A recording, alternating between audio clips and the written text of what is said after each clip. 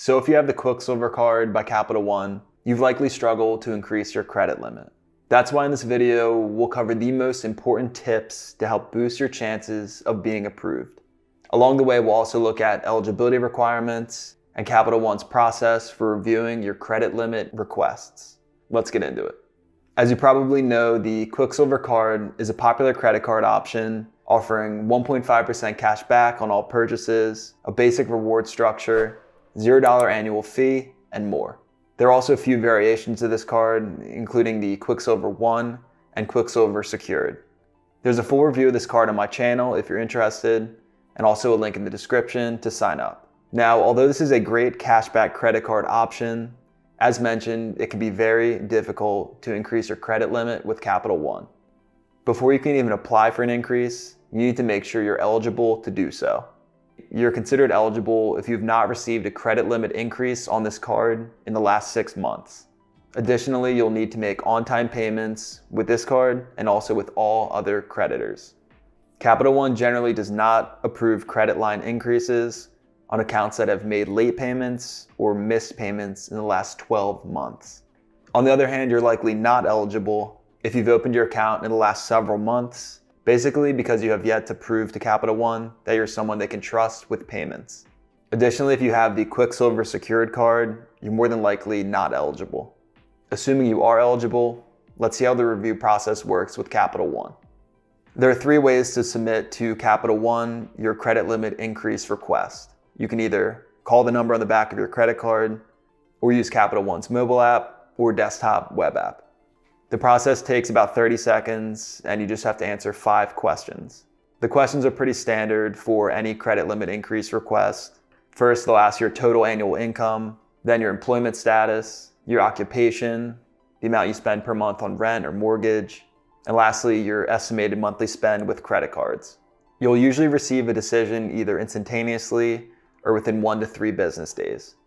I actually tried calling Capital One thinking that it would speed things up, and after I answered the questionnaire, I was told that I'd receive a response back in 10 business days. So honestly, I would just recommend applying on your phone or on your computer. If you are approved, you'll have to wait 6 months after the date of your approval to apply once again. Even if you're rejected, you can continue to apply as much as you want, and every time you apply, there's a soft pull to your account, meaning there's no effect on your credit score. Aside from this manual review process, Capital One also does automatic credit limit increases every 6 to 12 months. This actually happened to me after I updated my salary information for my first job out of college. I received an automatic credit limit increase of $500, seemingly out of nowhere. Keep in mind that your increase can be as low as $100 all the way up to a couple thousand. If you do receive a $100 increase, don't get discouraged, simply focus on using your card responsibly and apply again in 6 months. If you're consistently being rejected for your credit limit increase, there are a few tips for success. The biggest piece of advice you'll see doing your research is that Capital One rewards heavy usage of the card. With this in mind, you'll want to use this card regularly for 3 to 4 months. Capital One wants this credit card to be at the top of your wallet and again rewards people who are actually using it. Make sure to be financially responsible. Do not spend your money unless you can immediately pay it off with your savings. It's not worth going into debt over a simple credit limit increase. Another tip for success is to always make on-time payments. You can do this by setting up auto pay or simply a reminder on your phone. Having to pay interest on your credit card is very bad for your finances and really inhibits your chances of getting a credit limit increase. Also, if you have other credit cards in your wallet, try to get credit limit increases on those. That way, when Capital One receives your credit report, they'll see these other credit card companies rewarded you with a higher limit and will be more likely to follow suit.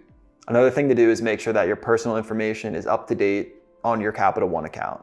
Mainly looking at salary information. Anytime you get a new job, make sure you're immediately updating your app to keep Capital One in the loop. This is especially helpful for those automatic credit limit reviews, as it'll be shown that you make a higher salary, and then you'll be more likely to receive an increase. Lastly, try to make your request after a month of big spending. You'll prove that you were able to pay off a large sum of money and be seen as a trusted customer. Again, always make sure that you're being financially responsible. Let me know your thoughts on Capital One and the Quicksilver card in the comment section below. I'd like to hear about your credit limit journey with this card and what your plans are for the future. Thanks for watching this video. If you enjoyed, make sure to check out this video as well, and look forward to more content coming soon.